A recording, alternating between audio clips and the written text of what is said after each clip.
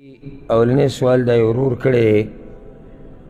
چې د یو سړي جورابي یا موزې پخپو وي نو د اودس چاردام په وخت کې په دې مسح کول غوره دي که نه د خپو انزل غوره دي چې سړی دا جورابي او مسح لري موزې لري کړي او په دې مسح ونه کړي او صرف په اوبو یې وینځي نو دا به غوره که نه دا مسح غوره ده جواب د دې مسلې دا دی چې بعضو علماو دا فتوا ورکړې ده وي خپې انزل غوره دي ځکه چې دا اصل دی بعض وایي چې نه مسح په خفینو په موزو په جورابو باندې غوره ده ولې ځکه چې دا د الله له طرف نه رخصت دی او حدیث کې دا راځي امام احمد راوړی دی چې ان الله یحب ان تؤتى رخصه د الله دا خوښه ده چې هغه د بندګانو له یو رخصت ورکړي یو اسانتیا پرې راولي او هغوی پرې عمل وکړي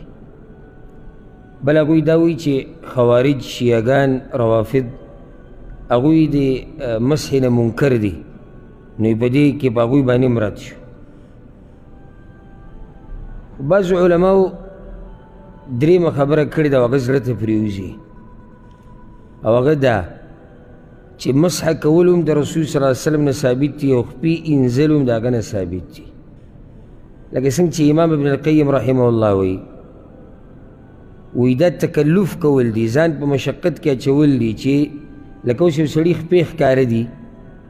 او دې جورابي یا موزې دې دپاره به خو کوي چې مسح پرې وکړي دا تکلف دی مشقت دی یا یو سړي موزې او جورابي به پرې کړي او دی لرې کوي دې دپاره چې خپې وینځي دا مشقت دی حالانکه دواړه د رسول صلی الله علیه وسلم نه ثابت دي نو دې کې مضبوطه خبره هغه دا ښکاري چې کومه تا ته اسانۍ او ستا خپې په کوم حال کې د هغې مناسب کار وکړه که جورابې او موزې دې په خپو وي نو بیا خو مسح کول غوره دي ځکه چې شریعت موږ ته دا نه دي ویلی چې ته دا موزې لرې که جورابې لرې او خپې وینځه او که چېرته خپې دې ښکاروي له پاسه پیسنۍ د مسح دپاره جورابې په خپو کول دا موږ ته شریعت نه دی ویلي او د رسول صلی الله علیه وسلم نه ګوره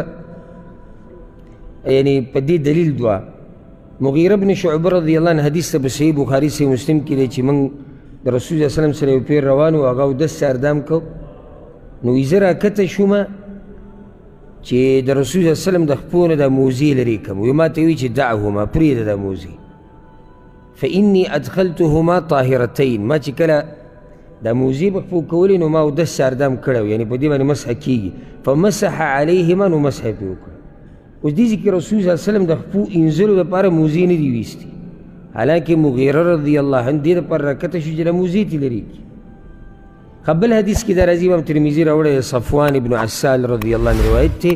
وایي کان رسول الله صلی الله علیه وسلم یأمرنا اذا كنا سفرا الا ننزع خفافنا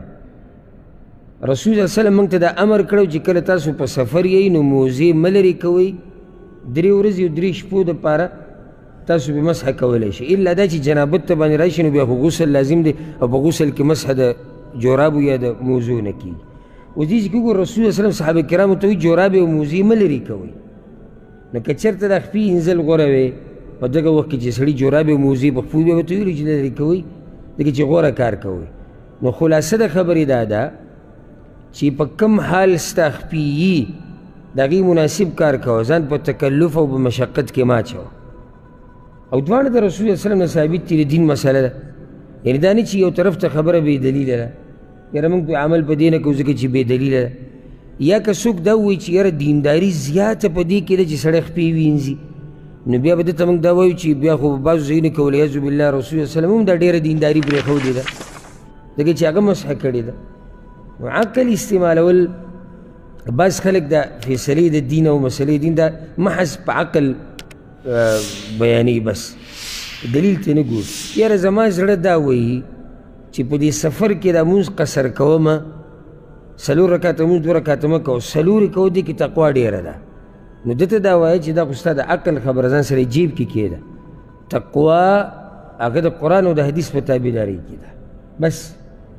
په دې باندې تقوا ختمه شو دې نه اخوا تقوا نشتي چې ته اخوا اوړې او تقوا په ځان کې راولي